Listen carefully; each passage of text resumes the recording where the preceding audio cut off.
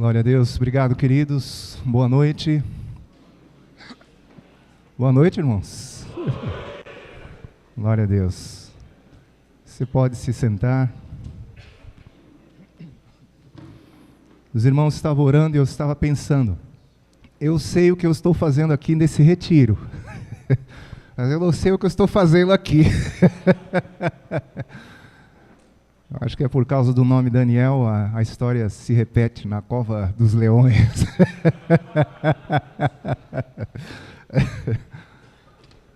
Mas eu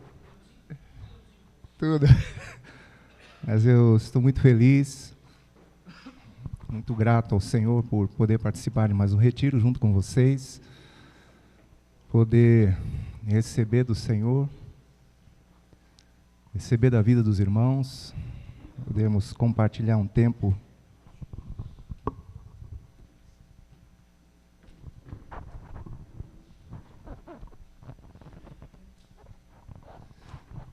juntos. Para nós sempre é uma grande alegria.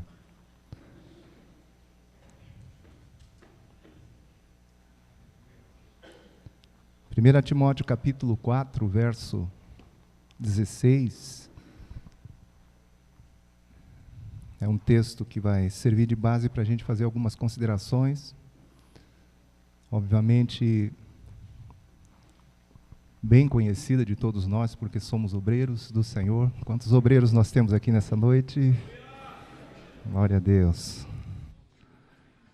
E sempre é bom revisarmos, meditarmos juntos. Não temos muito tempo, vou tentar ser bem prático na consideração de algumas coisas que eu não trouxe para os irmãos. Eu tenho tentado me disciplinar a nível de não mandar recados, não transferir, né, como alguns dizem, revelação e ordenação e palavras para outras pessoas. Na verdade, o que vamos estar compartilhando nessa noite são coisas que temos meditado para a nossa própria vida. Acho que podemos diminuir um pouquinho, colocar um pouquinho de médio, vai melhorar. E então são reflexões minhas, pessoal, para mim, que eu tenho meditado e o Senhor tem falado diretamente ao meu coração e desejo que seja útil também para os meus irmãos. 1 Timóteo 4, verso 16 diz: tem cuidado de ti mesmo e da doutrina. Continua nesses deveres, porque fazendo assim salvarás tanto a ti mesmo como aos teus ouvintes. Você pode, por favor, ler esse verso para quem está do seu lado? Deixa essa palavra entrar no seu coração.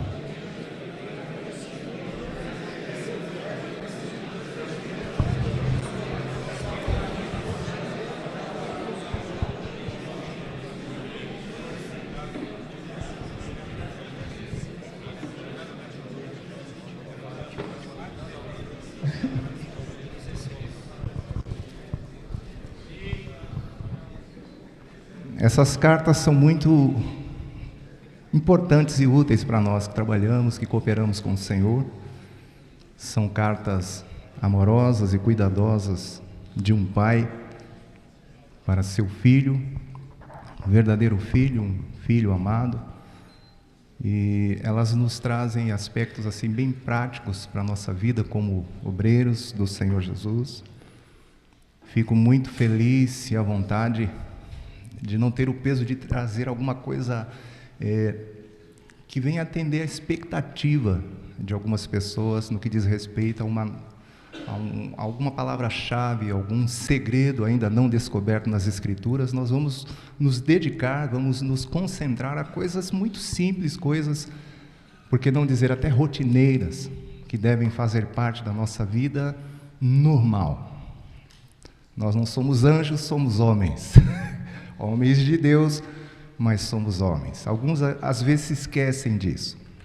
Parece que tentam entrar numa outra dimensão, mas a grande realidade é que somos ainda muito limitados, dependentes do Senhor, dependentes uns dos outros, e precisamos considerar bem as coisas que a palavra de Deus nos revela, nos adverte, para cuidarmos de nós mesmos e cuidarmos também da doutrina. Interessante essa forma de Paulo falar: tem cuidado de ti e da doutrina. Fiquei pensando que são coisas inseparáveis, o cuidado da nossa própria vida e o cuidado da doutrina, do ensino, das coisas maravilhosas, coisas incríveis que nós já recebemos e que nós compartilhamos com tanta gente, com tantos grupos, em tantos lugares. Nós temos recebido uma doutrina, temos recebido um ensino, uma revelação da palavra incrível. O termo que eu posso utilizar aqui é que são coisas incríveis que nós temos recebido. Mas é muito importante nós atentarmos para o fato de que deve haver uma fusão entre nós e a doutrina que nós pregamos. Quando nós pensamos no Senhor Jesus, pensamos não apenas naquele que veio trazer uma mensagem, mas no próprio Verbo ou na palavra encarnada. Tanto o mensageiro quanto a mensagem diz respeito à mesma pessoa. Eu vejo que esse é um desafio para mim, imagino que seja para os meus irmãos também, de vivermos, de encarnarmos, né, de absorvermos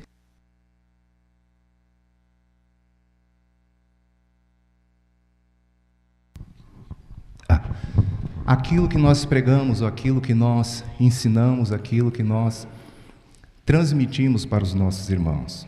Muito mais nessa ênfase que nós temos, dessa estratégia da formação de discípulos, somos discípulos, fazemos discípulos, estamos continuamente instruindo os irmãos, direcionando os irmãos, lembrando os irmãos das coisas que a palavra de Deus nos fala, e é bom vivermos elas, né? É bom nós assimilarmos esses princípios da palavra do Senhor, não apenas transmitirmos, não apenas falarmos, mas vivermos.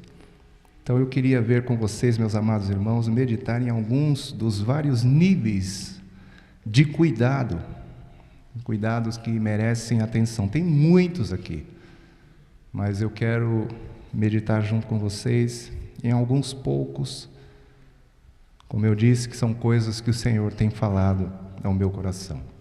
Cuidado de ti e da doutrina. O primeiro cuidado que eu quero falar com os irmãos é sobre o cuidado com o vínculo.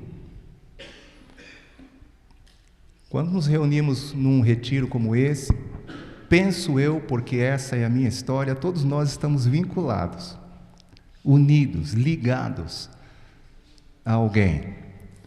Somos fruto do investimento de alguém.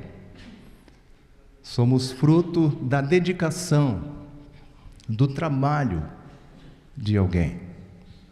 Amém ou não? Talvez com raras exceções aqui, dentre todos os que estão reunidos, mas como eu disse, essa é a minha história. Está bem firme dentro do meu coração e da minha mente. O ano de 1991, quando por pura graça e misericórdia Deus colocou na minha vida e na vida de minha esposa, vida do Asaf e a vida do Ion. Posteriormente, outros valentes lá de Porto Alegre, que nós chamamos de pais, também entraram, investindo, trabalhando, se dedicando, chorando junto, investindo suas vidas, investindo o seu tempo, compartilhando das riquezas que receberam na sua história, na sua formação, na realidade do discipulado também que receberam. E eu penso, meus amados irmãos, até por conta do tempo que nós vivemos, eu não sei se você já tem percebido isso, já tem experimentado isso. Nós vivemos um tempo onde o vínculo não é muito valorizado. As pessoas estão numa tendência de superficialidade, relatividade, e aquilo que deveria ser muito forte, muito firme, profundo, crescente, contínuo, Para algumas pessoas tem se enfraquecido, na verdade tem caído no descaso, e eu penso que dentre as coisas que nós precisamos cuidar de nós mesmos e também da doutrina está o vínculo. É interessante que Paulo começa a primeira epístola para Timóteo, a primeira carta para Timóteo, saudando o que ele chama de verdadeiro filho na fé. Um legítimo filho na fé. Se você se esforçar um pouquinho, você vai conseguir chegar a esse nível de verdade. O que é legítimo na sua história? No que diz respeito a vínculo. O que é verdadeiro?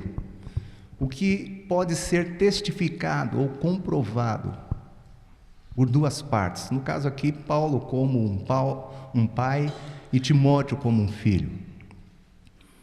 Eu penso, meus amados irmãos, que independente do nível que o Senhor nos levar, do quanto nós venhamos a crescer ministerialmente ou sermos usados pelo Senhor, essas coisas precisam estar bem guardadas, acalentadas no nosso coração, porque elas nos protegem, elas trazem um sentido de valor, algo que, de fato, como é que eu posso dizer, é algo que faz parte da nossa formação, daquilo que somos. Tenho falado muito que o que eu faço depende daquilo que eu sou. Bem resolvido no que diz respeito àquilo que eu sou, aí de fato eu poderei agir naquilo que eu sou. E o vínculo tem a ver com aquilo que eu sou, que vai obviamente também me levar a prosperar naquilo que eu vou fazer. Amém? Qual é a sua história? Pergunta para quem está do seu lado: você tem uma história? Tem vínculo na sua história? E esse vínculo é verdadeiro? Pergunta para o seu irmão: é vínculo verdadeiro?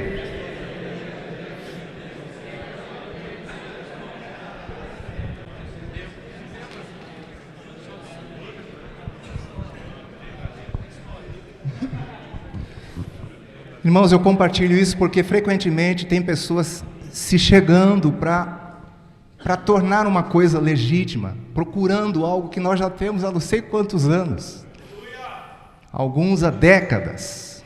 Usei o exemplo da minha própria vida, são 27 anos de vínculo, 27 anos. Eu sempre associo com o meu casamento, porque por pura graça e misericórdia de Deus, quando eu e Selma nos casamos, Deus colocou Asaf e John nas nossas vidas. Guardo com muito carinho no meu coração. Ainda ontem, quando estava jantando com minha esposa, estávamos conversando e dizendo: ai de nós, se Deus não tivesse colocado a vida desses irmãos na nossa vida, num momento tão crucial, num momento tão importante, no início da nossa vida conjugal, sem experiência nenhuma, sem perspectiva nenhuma. Eu sei bem, e Selma também, quem éramos, como vivíamos, quão necessitados nós estávamos. Deus foi tão bom. Deus foi misericordioso, foi gracioso, foi maravilhoso. Isso não pode se apagar dentro do meu coração, porque, como Paulo fala, verdadeiro filho na fé, isso é algo verdadeiro. Não é mentira, não é ilusão, não foi um equívoco, não foi fruto de uma emoção, foi a verdade. Foi o que de fato aconteceu nas nossas vidas. Então eu penso que nós precisamos cuidar. Tem cuidado de ti e da doutrina, precisamos cuidar do vínculo. Que ele seja verdadeiro, que ele seja, como Paulo fala, logo no início da segunda carta, ele fala amado filho.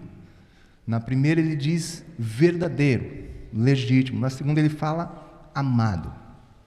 E eu comecei a ler uma coisa muito interessante, que Timóteo era tão amado que Paulo lembrava das lágrimas. No capítulo 4, ele já está falando sobre a sua promoção, né? Combater o bom combate, completar a carreira, guardar a fé. O tempo da partida dele era chegado, e eu fiquei pensando, o que ele disse para Timóteo? Vem ter comigo depressa. Parece que já entendendo que estava prestes a ser promovido, e engraçado que quando uma pessoa está numa situação como essa, ela só quer gente importante perto dela. Gente amada. Gente significativa do seu lado.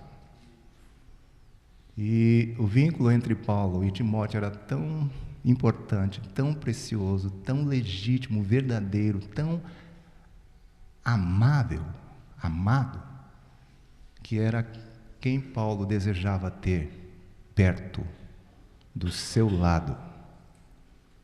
Naquela situação ainda que se encontrava, acho que encarcerado, né?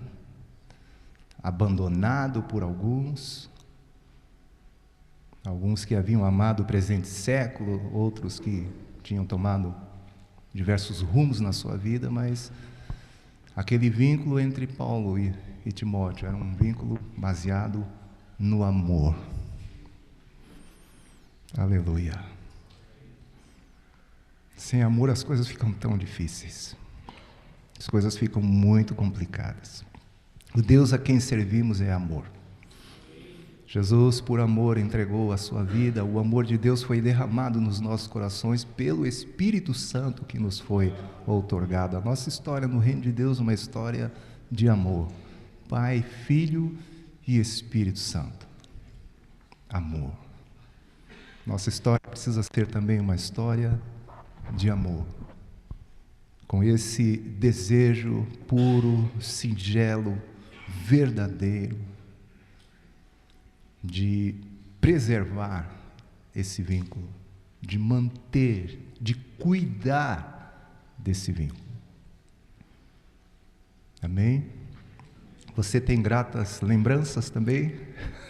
Ou perturbações na sua mente, no seu coração? Eu fui uma pessoa amada por meu pai. Meu pai foi um homem muito simples, mas que me amou. Eu costumo dizer que ainda hoje eu sinto seus lábios, é como se eu sentisse seus lábios beijando meu rosto. E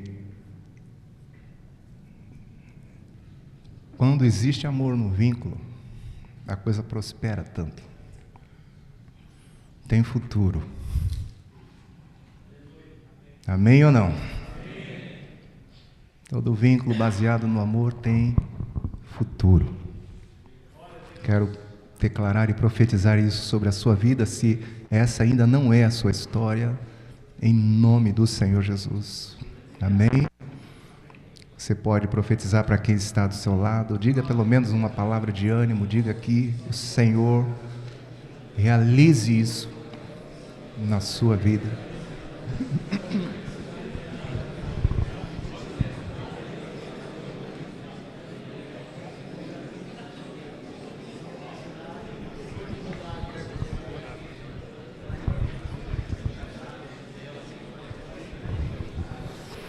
A gente não tem muito tempo para mergulhar nessas coisas, mas além de verdadeiro, tem que ser amado também. Que às vezes o vínculo é verdadeiro, mas não existe amor. Mas para que seja baseado no amor, tem que começar pelo menos com a verdade. O amor ele valoriza o vínculo. A verdade fortalece o vínculo. E fechando esse ponto de cuidado aqui, quando você vai lendo as cartas, você vê que esse filho se tornou um obreiro. E Paulo ainda diz assim, que esse obreiro, esse filho que era verdadeiro e amado, deveria se apresentar a Deus aprovado. Verdadeiro, amado, obreiro, aprovado. Todo vínculo, meus amados irmãos, tem que prosperar. Se não prospera, tem alguma coisa esquisita, alguma coisa errada. Quer dizer, no sentido de Crescimento, produtividade, porque nisto todos conhecerão que sois meus discípulos. Tiverdes amor, nisto é glorificado o Pai, em que deis muito fruto. Não fostes vós que me escolhestes a mim, pelo contrário, eu vos escolhi a vós outros e vos designei para que vades e deis fruto. Todo vínculo deve ser um vínculo próspero. Amém ou não, irmãos? A videira precisa e foi criada para frutificar, exceto que algo anormal esteja acontecendo, que esteja roubando a força. Os agrônomos aqui, Edu e Zé, depois poderiam falar com mais propriedade. Mas vínculo não é uma coisa que deve ser a perder de vista e sem perspectiva, sem um retorno, até porque não é apenas um vínculo humano, é algo espiritual. A videira continua e sempre será Jesus e o agricultor o Pai. Amém, meus amados irmãos? Todos os recursos que iríamos necessitar e precisar, Ele já proveu para nós. Eu falo isso porque, como eu disse, são 27 anos.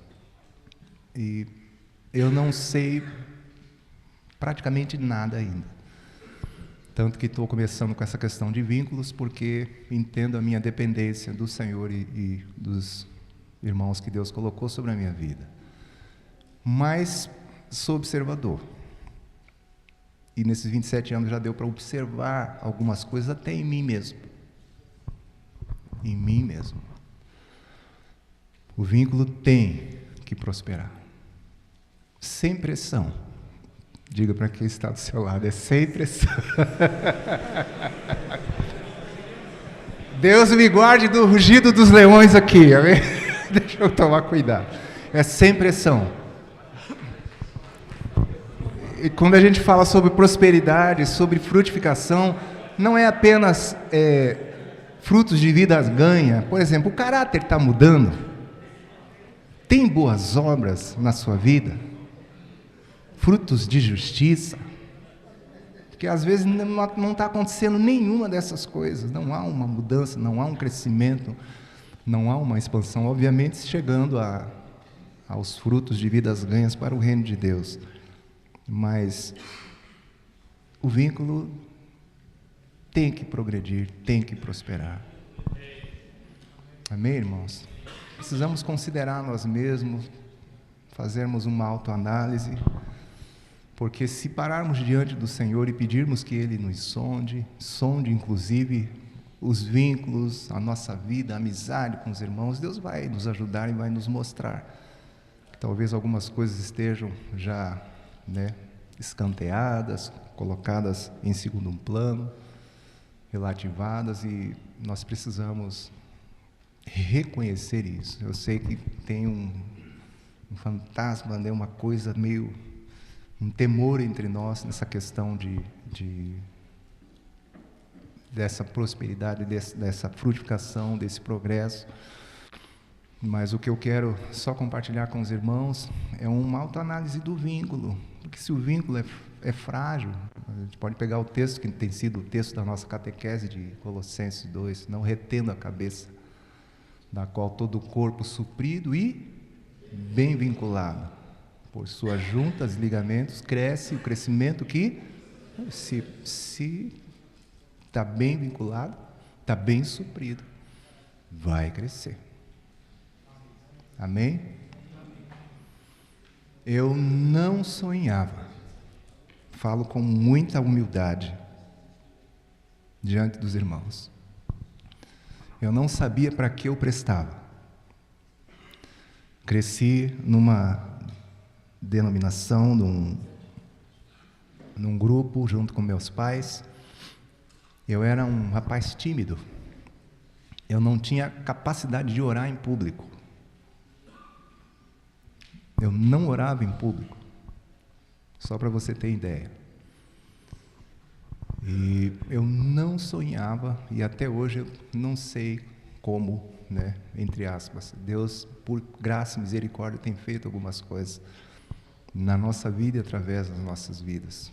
Mas eu sei muito bem de quem eu recebi, como através da vida desses irmãos, Deus foi despertando coisas que eu não sabia que tinha, não sabia que poderia cooperar e fazer e realizar.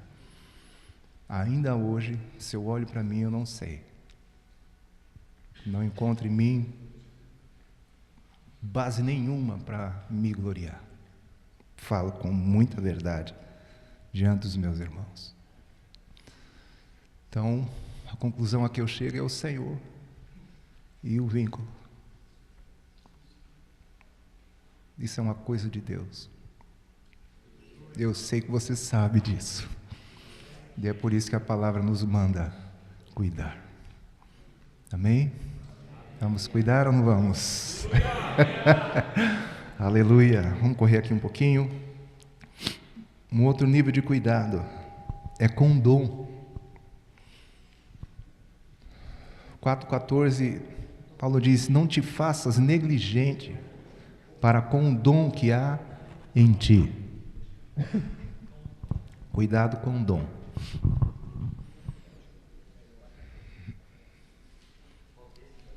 Primeira Timóteo 4,14.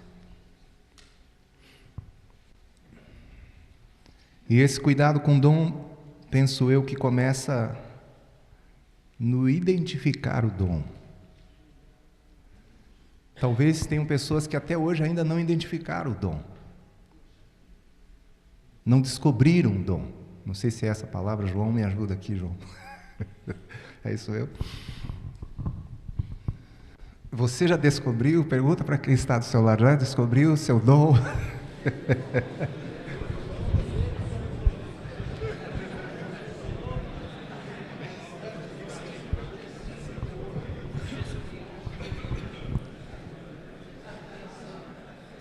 Nossa catequese traz 1 Pedro 4,10, não é isso? Servir uns aos outros, cada um conforme o dom que recebeu. Mas que dom? Descubra. Precisa descobrir. Para que descobrindo, você possa servir conforme o dom. Tem gente que até hoje não descobriu seu dom. E às vezes, meus amados irmãos, a gente fica muito impressionado com o dom alheio, ou o dom de uma outra pessoa que já descobriu o seu dom. E aí você fica, né? Estava me faltando palavras aqui, mas me veio uma esquisita que a gente usava quando jogava basquetebol, que os colegas falavam assim: vai na veia, né? Na veia de fulano. Então, assim, tem gente que, graças a Deus, descobriu seus dons, tem fluído nos dons. Ele descobriu, aquele dom é dele. Agora, qual é o seu? Não te faças negligentes para com o dom, mas qual é o meu dom? Eu acho que essa pergunta nós deveríamos fazer. E como eu disse, não é falando para os irmãos, é para mim mesmo. E ainda, uns tempos atrás, eu fiquei reavaliando algumas coisas. E considerando algumas coisas na minha própria vida. É muito importante. Quando identificamos o dom, aí podemos então potencializar o dom. E esse turbinar desse dom vem obviamente de uma vida dedicada, uma vida consagrada ao Senhor. Não vem de pensamento positivo, da força da nossa própria carne. A gente não tem muito tempo para falar sobre isso, mas Paulo fala umas coisas interessantes para Timóteo. Exercita-te a ti mesmo, por exemplo, na piedade. Aplica-te na leitura. Antes de tudo, exorto que use da prática de orações, intercessões e suplicações de graças por todos os homens. Então, como o dom que eu descobri é potencializado? Através da consagração, de uma vida dedicada ao Senhor, nos aproximando de Deus, nos santificando a Deus, procurando conhecer o Senhor, irmãos, aumentando o nível de dependência do Senhor. Identificando o dom, potencializando o dom, então poderemos exercitar o dom para abençoar as pessoas, para edificar as pessoas, edificar a igreja. Como a igreja precisa ser edificada, como as pessoas precisam ser abençoadas, fortalecidas, encorajadas. E que bênção que existe uma multiforme graça de Deus, porque uma graça só, né, um dom só, que às vezes a gente acha que é muito especial, ele seria limitado para suprir tudo o que a igreja precisa, tudo o que as pessoas necessitam. Por isso existe uma multiforme graça. Há uma dispensa de Deus repleta, recheada, e há um coração doador, dadivoso do nosso Pai para distribuir, para repartir entre nós, a fim de que sejamos edificados, que as pessoas sejam de fato abençoadas, sejam fortalecidas. Amém, meus amados irmãos? Amém? Segundo as necessidades que elas têm. As necessidades, elas variam assustadoramente. Por isso, existe uma diversidade. Como Paulo fala aos Coríntios, os dons são diversos. Você já descobriu? Descubra. Descobrindo, potencialize. Potencializando, use mesmo. Para a glória de Deus, para a edificação da igreja, se concentrando naquilo que o Senhor tem confiado em tuas mãos. Às vezes a gente se mete em coisas que não temos chamado para aquilo ali. Não existe habilidade para aquilo ali. Não é o nosso dom. Eu estou falando de mim. Talvez você tenha chegado também nessa conclusão. É que a gente gosta, às vezes, de algumas coisas, acha interessante. Alguns acham que aquele dom vai dar como é que a gente diz? Uma posição de status, de destaque, né? Vai fazer com que você seja mais visto, mais reconhecido, mas não funciona assim. Não funciona assim. Amém, irmãos?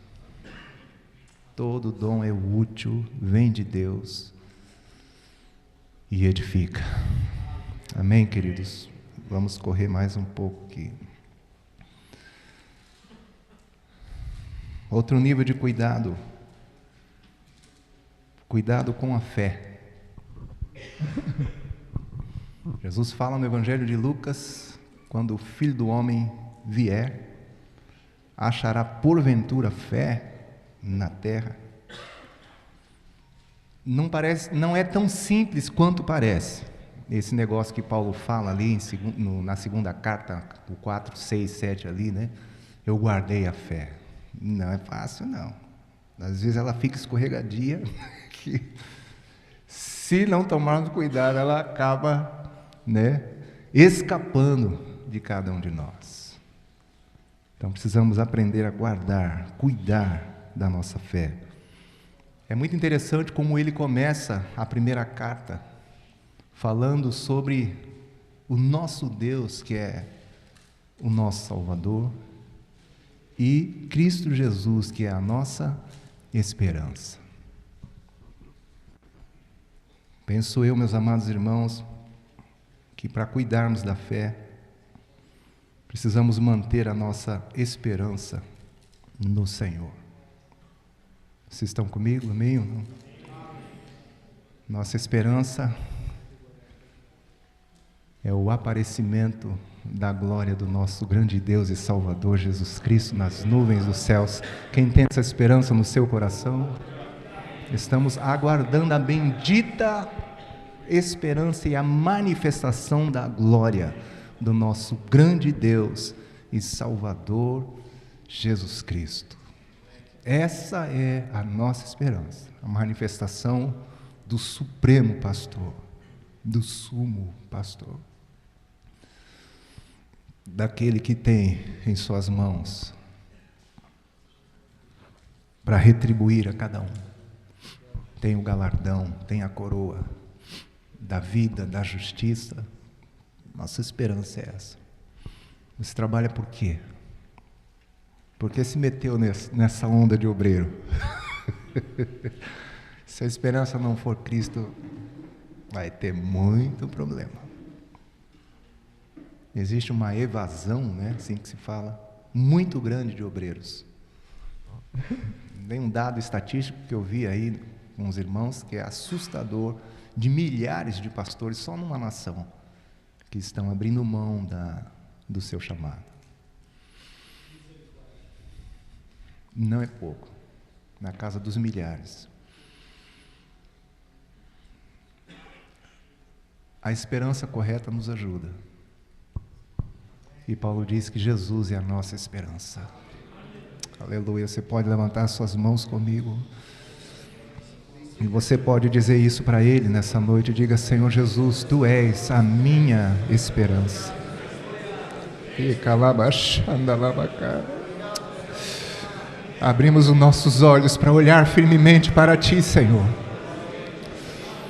Olharmos firmemente para Ti, Senhor Jesus. Tu és a nossa esperança. Louvado seja o Teu nome, Senhor. Nossos olhos e o nosso coração nós colocamos em Ti. Nossas motivações, Senhor. Nossas aspirações, os nossos desejos, Senhor. Tudo, Senhor Jesus. Tudo em Ti, Senhor. Louvado seja o Teu nome, Senhor. Aleluia. Ele é a nossa esperança. Esse tópico aqui é muito grande, mas vou pegar só mais um ponto, a gente pula para o outro, que é nos mantendo humildes. Para preservar a nossa fé, cuidar da nossa fé, precisamos nos manter humildes. Essa humildade diz respeito a uma convicção da graça de Deus e da nossa insignificância. Vocês já perceberam que a gente fala pouco das nossas mazelas? Paulo teve a coragem de dizer que em outro tempo ele foi blasfemo, insolente, rebelde. Quando diz que o Senhor veio para salvar os pecadores, ele disse: eu sou o principal. Penso que talvez poderíamos falar um pouco mais da nossa insignificância. Nossa tendência sempre é um virtuosismo, né? Mas, como eu disse, a gente fica observando muitas coisas e quanto mais virtuoso eu sou, menos esperança eu promovo para as pessoas. Quando você se rasga, se esvazia e se humilha, você permite que os irmãos tenham a sensação de que você é normal e que eles podem também conseguir alguma coisa. E essa é a verdade. É a gente que omite. Paulo não. Ele era o principal dos pecadores, onde nele poderia e pôde, de fato, inquestionavelmente, evidenciar a graça do Senhor e a misericórdia do Senhor. Eu sei quem eu fui. Estava lembrando no caminho para cá que um dos meus irmãos mais velhos deu muito trabalho para a nossa família. Melhorou só um pouquinho. Mas uma vez, num momento de crise, ele por conta da história dele, dos problemas, com o vício e tantas outras coisas muito difíceis que ele experimentou na sua vida. Ele uma vez virou para mim e falou assim: você não, Daniel, você não sabe o que foi que eu vivi. Em outras palavras, amado do papai e da mamãe. Eu falei: meu irmão, eu fui pior que você. Que isso? Ele fez. Aí eu falei: você fez um monte de bobagem fora, eu fiz dentro. Nunca precisei sair da igreja para viver a hipocrisia, a impureza, o pecado, a mentira, a rebeldia.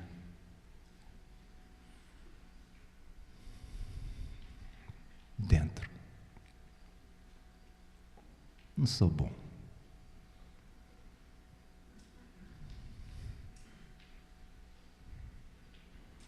Essas coisas nos ajudam na nossa fé. Porque se a gente cair na bobagem de pensar além do que convém de nós mesmos, nós corremos perigo, irmãos. Só a graça de Deus que nos sustenta. A misericórdia do Senhor que nos protege e nos guarda. Mas essa graça, que obviamente, mudou a nossa sorte, a nossa vida, nos permite ainda lembrar.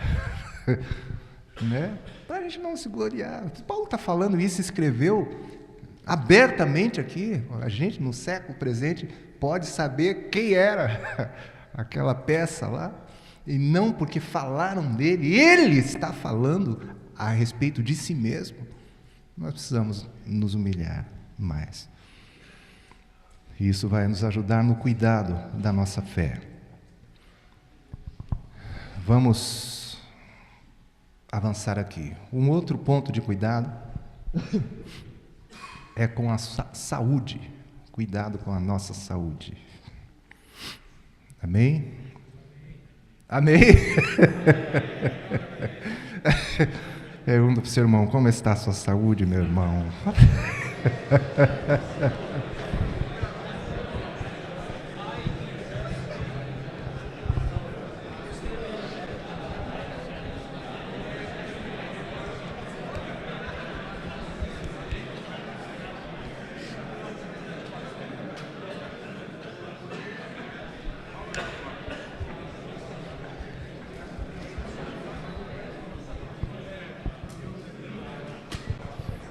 Eu sabia que ia dar tempo de beber água.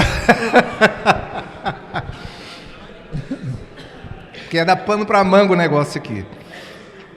Mas também não quero parar muito aqui, irmãos. E volto a dizer, não é para vocês, é para mim. Nada é para vocês, tá? Só estou repartindo coisas que Deus tem falado comigo mesmo, tá? Mas em março desse ano, eu estive num congresso, muito grande, de igreja em células, e estava na fila para pegar o crachá. Graças a Deus eu não vi. Graças a Deus eu não vi. Mas depois fiquei sabendo que um pastor, um irmão querido, que havia dias antes desse congresso me enviado uma mensagem.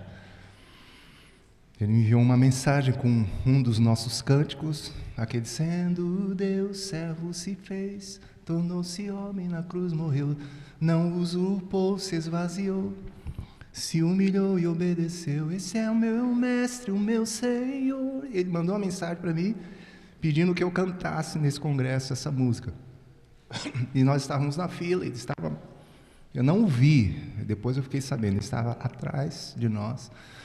Mas depois de uma viagem de carro de algumas horas, na fila do congresso, foi acometido de um infarto fulminante e morreu, partiu.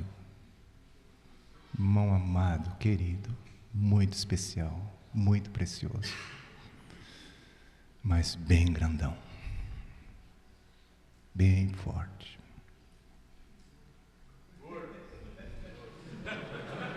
Fofo.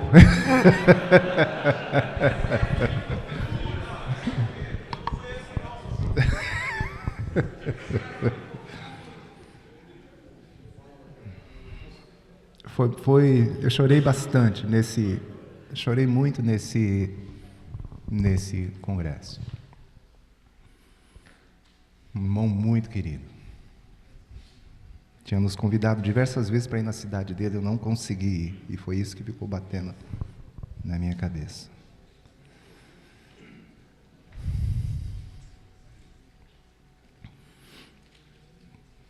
Que idade ele tinha? Menos. Tinha menos, João. É que chega uma hora que confunde muito a idade, né? Às vezes pensa que tem mais, a pessoa tem menos, mas não era tão avantajado de idade, não.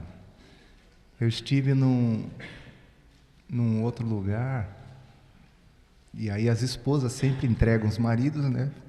Mas não era um vínculo nosso, não, é de amizade. E a esposa falando assim, tá vendo, Dani? Ele tem 2 irmãos que têm obesidade mórbida. E ele já está num nível, mas ele não faz nada para mudar essa situação. Um pastor imprestável, vocês precisam conhecer. Uma unção, um amor. Eu fiquei olhando e falei, meu Deus, me dá um pouco do que esse irmão tem. Porque uma graça, uma sensibilidade, um carinho, um tato. Mas, no contexto aqui, eu não estou viajando não, porque Paulo fala sobre as constantes enfermidades do estômago do Timóteo e dá uma beliscada no exercício, né, corporal, que ele disse que é pouco proveitoso. E uma vez ele disse para dar lugar à carne. Agora entendi. Mas, irmãos, eu disse que ia falar coisas simples, né? E coisas comuns a todos nós. Então, entrando aqui no ponto já, rapidinho, para a gente não viajar. Primeiro, precisamos assumir a gestão do nosso corpo, que é o templo do Espírito Santo. E eu fiquei pensando, por que é tão difícil? É difícil porque quem faz a gestão somos nós. Esse que é o problema. Porque está aos nossos cuidados. Então, nós não somos tão cuidadosos assim. Essa que é a verdade. E precisamos assumir. Começa conosco. Precisamos reconhecer as limitações e os fatores de risco. O principal fator de risco é a nossa atividade, que está entre as 5 mais estressantes que existem. Em pé de igualdade com soldado, se não me falha a memória, cirurgião. Ser pastor não é fácil, não.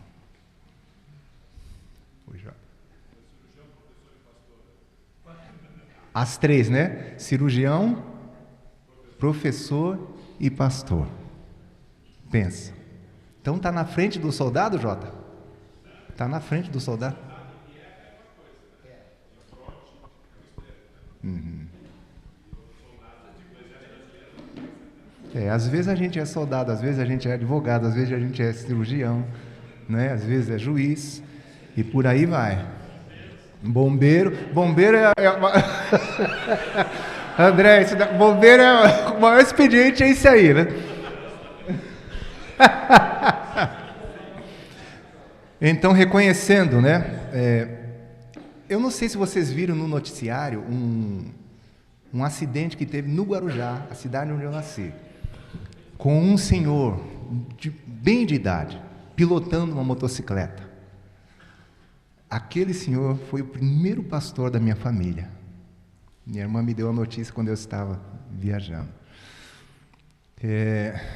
Ele ia atravessar a rodovia, ele precisava fazer um retorno logo à frente e ele atravessou a rodovia, foi atropelado por uma daquelas vans de 190 de socorro, né? De SAMU. Só no local morreram 2, ele e mais uma pessoa que estava dentro da van. Depois eu acho que morreu mais um. Ele era conhecido como um velho doido, mas ainda firme no seu ministério pastoral.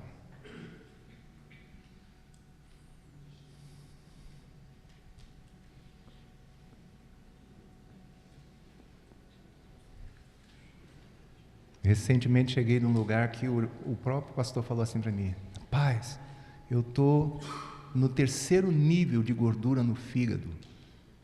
Acho que o próximo já era cirrose. O próximo nível já era cirrose.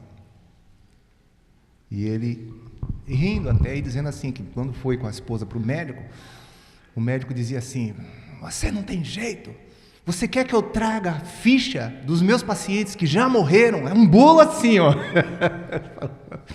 Para tentar dar o... né? Ed estava junto comigo, né, Ed? Então, reconhecendo as limitações e fatores de risco. Tem gente que tenta me agradar dizendo assim: você é novo, né? Eu tenho 50, sabia? Dia 22 agora de janeiro desse ano, completei 50, de 68. Pode falar o que você quiser para me agradar, mas eu já sei que eu tenho 50. Pergunta para quem está do seu lado: e você, quantos anos tem?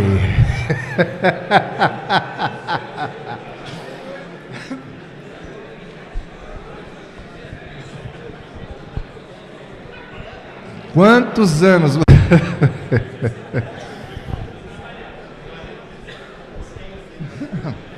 Vamos correr aqui, pessoal. Cuidar da saúde, buscando acompanhamento médico especializado. Temos médicos aqui. Tem o Jota, tem mais algum médico aqui? Além do Jota? Olha lá, Sidney, né? Então vocês podem fazer aconselhamento com esses irmãos depois aí, né? Jota e Sidney, né? Então, buscando acompanhamento médico especializado, check-ups, exames de rotina. Mas a fé não protege a gente? Hein? Sim, a convicção de que a gente tem que procurar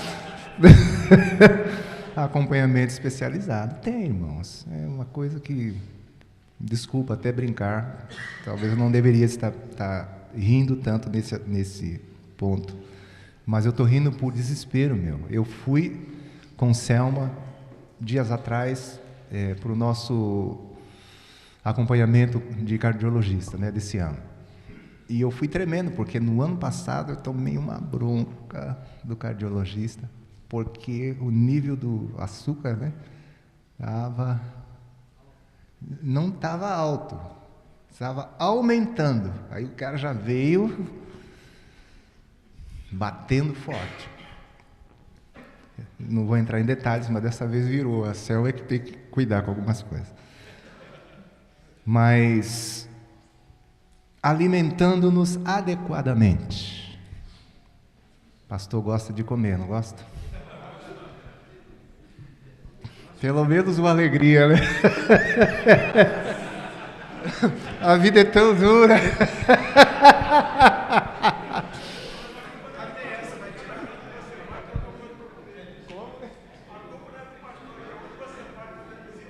Isso é verdade. Cada visita que você faz, tem alguma coisa para comer. Alimentando-nos adequadamente. Irmãos, alguns meses atrás, uma nutricionista falou uma coisa interessante para mim. Ela falou o seguinte: olha, nós temos que descascar mais e desembalar menos. Descascar mais e desembalar menos. Vamos dizer uns aos outros essa frase profética: descascar mais, desembalar menos.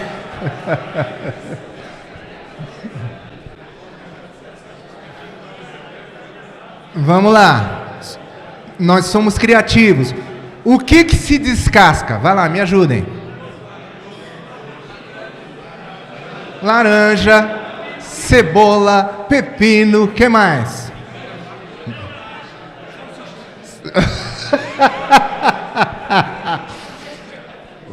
Eu não vou nem dizer o que o João falou aqui.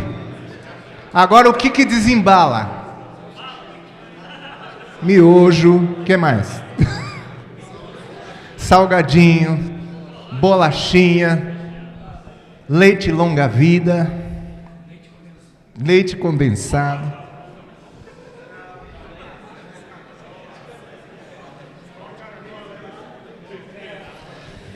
Deu para entender? Refrigerante. Então, descascar mais e desembalar menos. Uma outra frase de sabedoria da alimentação é: o que, quanto e quando.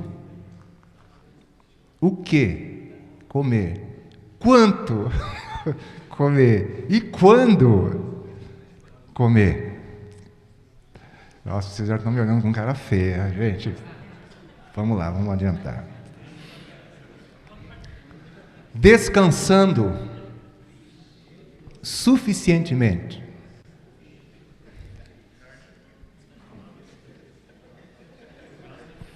Vocês estão rindo do que, irmãos? Pastor precisa descansar? Obreiro precisa descansar? Mas a consideração aqui é a seguinte: não apenas o corpo. Quando a gente pensa em descansar, a gente pensa às vezes em sono e dormir, né? Não apenas o corpo, o sono, mas também a mente. Quebrar a rotina. Eu nunca me esqueço uma coisa que o Rogério falou. O Rogério não está aqui hoje. Logo no início o Rogério falou assim: olha, nós que escutamos pessoas, precisamos ter um tempo para aliviar. Tiagão, não vamos nem falar férias, porque longe de mim pensar que esse pessoal não tira férias. Longe, né? Eu não cometeria esse pecado de dizer que aqui tem gente que não tira férias. Né? Então, quebrando a rotina, jogando uma bola, pegando uma onda, andando de skate. Não é pecado, não, irmãos, né? Andando de bicicleta, né, João? Quem é o ciclista, João? João? João Nelson e Ismael. Temos 2 ciclistas profissionais aqui, ó. Ismael e João Nelson. Toninho também. Pescando. Quem são os adeptos à pesca aqui? Olha aí, ó. Então não vou nem parar aqui. Próximo. Exercitando o físico. O cardiologista diz que bastam 30 minutos 6 vezes por semana. 6 vezes por semana, uma caminhadinha de 30 minutos 6 vezes por semana. E fechando aqui, namorando.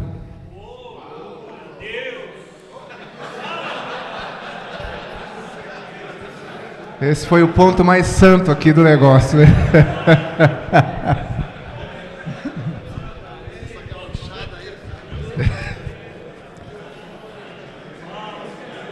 Como eu não sabia que a coisa estava assim, eu coloquei namorando esporadicamente alguns, né? E outros frequentemente.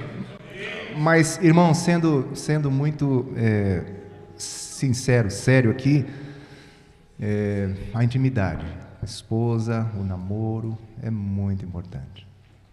Muito mesmo. Alivia as tensões, os pesares né, do ministério. Quem fala bem sobre isso é o Ismael. Não vou o Ismael fala bem para casais aqui, tá? Então vamos vamos avançar. Só mais um ponto de cuidado, que é as finanças, tá? E nas finanças não vou parar muito não.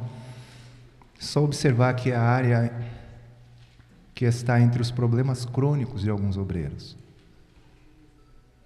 Tem obreiros que têm problemas financeiros e problemas crônicos, né? E não julgo, meus irmãos, gostaria até que todos nós recebêssemos oração. Sei que às vezes é um desafio para alguns. As causas são diversas, né? Cada um sabe a realidade que tem vivido, quais são seus desafios, seus problemas. Eu não quero entrar nesses pormenores. A única coisa que quero fazer, que é o que temos feito a nível de discipulado nesses últimos meses, é considerar que essa área tem um impacto muito grande na qualidade da nossa fé. Jesus fala em Mateus 6, 24, né? Que ninguém pode servir a dois senhores, porque ou há de aborrecer-se de um, de amar a outro, se devotará a um, ou odiará a outro. Não podeis servir a Deus e a mamão, a Deus e as riquezas. Antigamente eu não entendia bem o que ele estava querendo dizer sobre isso. O mamão, a gente entende, então, de repente, o que é? A gente classifica, né? A gente mantém o nosso foco só na questão da avareza, mas a má gestão também é uma base para que mamon tenha vantagem na vida de uma pessoa. O que é esse negócio do mamon? Não é só aquele que quer ser rico, a pessoa desonesta, né, o obreiro fraudulento. Não, uma pessoa endividada. Uma pessoa endividada, né, vai ter muitas tentações e vai viver pensando nas suas dívidas, nas coisas que estão pendentes na sua casa, entendeu? Na privação, na impossibilidade que tem de fazer algumas coisas que seriam coisas legítimas até, importantes, em prol da esposa, da família. Vocês vão concordar comigo que quando a esposa está feliz, o ministério fica mais... é menos um... Peraí, só sou eu ou vocês também? Amém ou não? E não que a felicidade da esposa seja as finanças, por exemplo, a prosperidade financeira. Não estou querendo dizer isso, afirmar isso, mas não somos tão tolos para ignorar que problemas financeiros encabeça a lista de causas de divórcio. Aquele negócio do amor, preciso de uma sandália, não tem. Preciso de um chinelo, não tem. Preciso de uma calcinha, não tem. Preciso de uma... não tem. Nunca tem, nunca pode. Não tem condições nunca. Não sai, não tem um jantar, não tem férias, né? Não tem, nunca tem. Aí é complicado. E além de não ter essas coisas legítimas, isso que eu digo, aí tem dívida, aí tem boleto, aí tem, entende? Tem estresse. E eu não sei se você leva bem isso. Para o homem, que é homem mesmo, ele fica pensativo, fica mais introspectivo, fica mais, às vezes, irritado, preocupado. Fica ou não fica? Fica. É uma responsabilidade muito grande. Então, isso é muito complicado, mas também é um nível de cuidado que nós precisamos ter, né? Precisamos discernir entre a cobiça e discernir entre a má gestão. Não administrarmos bem aquilo que o Senhor nos tem dado. Paulo diz, tendo porém sustento, no contexto do livro ele fala isso, tendo porém sustento e com o que nos vestir, né, se eu não me engano ele fala assim, estejamos contentes, né? Mas às vezes falta o sustento, e não está dando para se vestir, porque não tem, alguma coisa vem, mas o que vem é mal administrado, e aí é complicado. Então, era isso que eu queria compartilhar com os irmãos, algumas coisas que o Senhor tem falado conosco, né? E que tem um impacto muito forte na nossa vida ministerial. porque a gente tem tanta coisa para fazer, desafios, e tem que ajudar os outros. Mas às vezes nós mesmos estamos com muitos desafios e precisamos da graça do Senhor, e por isso que nós estamos aqui, amém? Porque o Senhor está aqui também junto conosco. Então quero te convidar a ficar de pé e vamos orar. Vamos.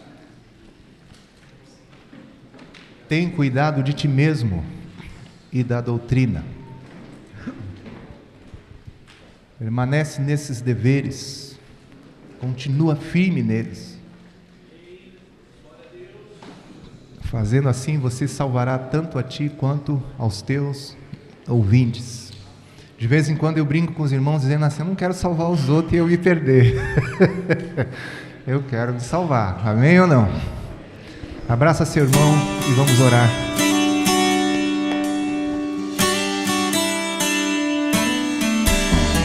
Guarda-me da glória deste mundo, do louvor dos homens, da minha vontade, Senhor. Guarda-me da prata e do ouro, de desejar tesouros, de não confiar ou me esquecer de ti. Guarda-me da busca por prazer, conforto e saber, de tudo que me faz sentir um Deus. Guarda-me da insensibilidade, do orgulho, da vaidade, de acreditar na voz de Satanás. Guarda-me, Senhor.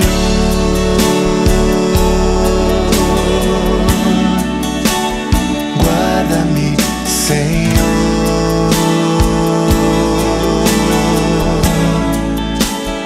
Guarda o meu coração.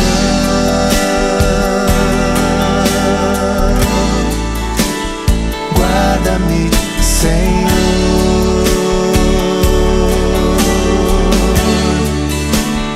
Guarda os meus pés.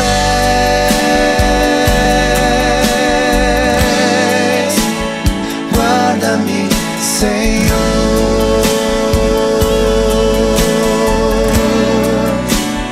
Guarda minha alma. Guarda-me, Senhor. Guarda-me da desobediência, da independência, da incredulidade, Senhor. Guarda-me da idolatria, da hipocrisia, de amar a mim mesmo, Senhor. Guarda-me da busca por prazer, conforto e saber, de tudo que me faz sentir um Deus. Guarda-me da insensibilidade, do orgulho, da vaidade, de acreditar na voz de Satanás. Guarda-me, Senhor.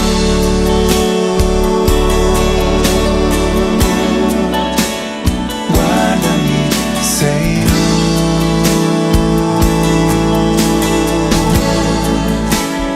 Guarda o meu coração.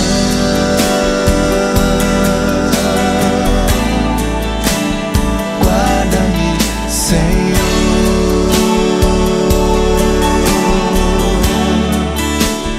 Guarda